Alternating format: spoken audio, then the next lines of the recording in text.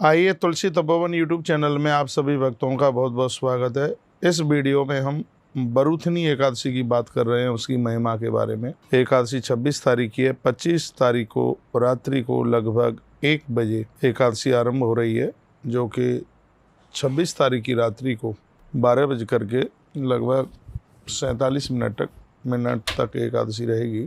तो एकादशी का व्रत आप आज 26 तारीख को ही कीजिए, और हम लोग आज 26 तारीख को ही एकादशी का व्रत कर रहे हैं, क्योंकि 27 तारीख में तो भोर में भी नहीं है, ब्रह्म मुहूर्त में भी नहीं है। मान लिया जाए यदि कोई 27 तारीख को व्रत करता है एकादशी का, तो वो पारण कैसे करेगा? वो 27 तारीख की रात्रि में प्रदोष की तिथि लग जाएगी 12:23 पर। और याद रखना, पारण किया जाता है प्रदोष की तिथि लगने से पूर्व, तो इसलिए उसका पारण नहीं हो सकता। इसलिए एकादशी 26 तारीख को आप करें। आप जब करें तब करें, लेकिन हम तो 26 तारीख को यानी आज ही एकादशी कर रहे हैं। आइए, एक बार धर्मराज युधिष्ठिर ने पूछा, भगवान यदि किसी व्यक्ति को बहुत ज्यादा शारीरिक कष्ट है तो उस व्यक्ति को क्या करना चाहिए? तब भगवान श्री कृष्ण बोले कि जिस प्रकार से तुमने ये प्रश्न किया है, इसी प्रश्न के बारे में हम तुमको एक अद्भुत कथा सुनाते हैं, वो आप सुन लें। तब भगवान श्री कृष्ण ने धर्मराज युधिष्ठिर को वरुथनी एकादशी के बारे में सुनाया। कहा, एक समय की बात थी, नदियों में बड़ी विशेष नदी है माता नर्मदा। माता नर्मदा के पावन किनारे पर इस राजधानी में मंडला में एक बहुत बड़े राजा रहते थे, जिनका नाम था मानधाता। बहुत बड़े धर्मात्मा भी थे और वह दानी भी थे। एक बार क्या हुआ कि जंगल में तपस्या कर रहे थे, तो इतने में ही वहां पर एक रीछ आ गया, और उस रीछ ने उनके पामों को समाप्त कर दिया, खत्म कर दिया, और वह राजा को खींच खांच करके अंदर जंगल की तरफ ले गया। आखिर में राजा की साधना और तपस्या भी भंग हो गई। उन्होंने हृदय से भगवान विष्णु का आह्वान किया, चिंतन किया और भगवान से प्रार्थना भी करी, तो भगवान विष्णु वहाँ पर प्रकट भी हो गए। अपने चक्र से उन्होंने उस रीछ को समाप्त कर दिया।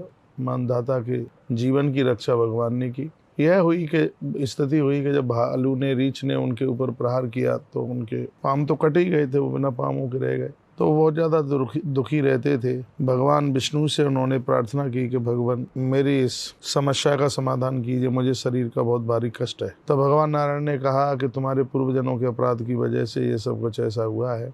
इस कष्ट से अब निवृत्त होने के लिए ऐसा करो, यहाँ से तुम मथुरा जाओ और मथुरा में भगवान वराह नारायण की पूजा करो, जो मेरा ही रूप है।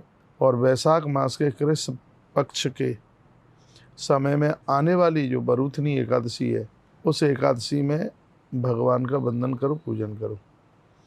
भगवान विष्णु के नारायण के कहने से मानधाता नाम के राजा मथुरा पहुँच गए, और उन्होंने बड़ी विधि पूर्वक बरूथनी एकादशी का व्रत भी किया, और वराह भगवान की उन्होंने पूजा भी करी।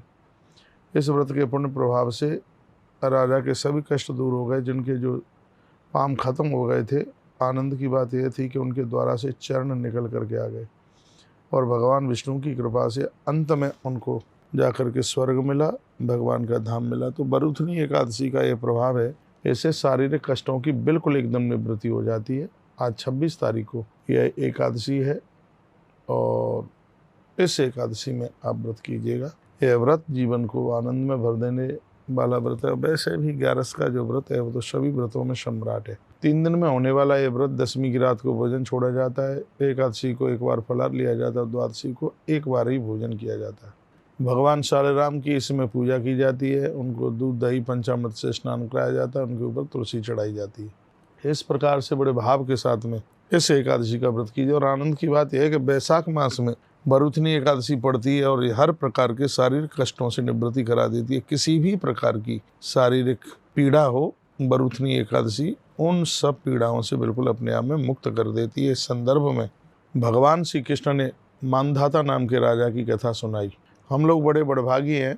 भगवान श्री कृष्ण ने कहा था कि यदि यह एकादशी कोई मथुरा क्षेत्र में जाकर के कर लेता है, तो इस एकादशी का बड़ा अनंत गुना फल मिलता है। और हम तो वृंदावन में ही बैठे हैं, मथुरा क्षेत्र में बैठे हुए हैं, तो और अपने आप में इसकी बहुत ज़्यादा महिमा है। आगे से कभी भी आप बरूथनी एकादशी को वृंदावन आ सकें, मथुरा क्षेत्र में आ सकें, तो जरूर आइए। बहुत बहुत धन्यवाद है आपका। मैंने एकादशी की बात आपके बीच में कही है। नियम और संयम पूर्वक इस व्रत को कीजिए। रात्रि को जमीन में सोइए, भगवान के नाम का कीर्तन कीजिए, और भगवान को, शालिग्राम भगवान को चंदन जल में मिला करके और भगवान का अभिषेक कीजिए। ये एकादशी हर प्रकार से हमारा और आप सबका कल्याण करने वाली है। 5 ज्ञानेंद्रिय, 5 कर्मेंद्रिय, 11वां मन, इन सबको एकाग्रचित करते हुए इस व्रत को करें। यह व्रत जीवन में ताप प्रताप और संताप को दूर कर देता है, हर प्रकार के कष्ट को दूर कर देता है, सभी परेशानियों की निवृत्ति कर देता है।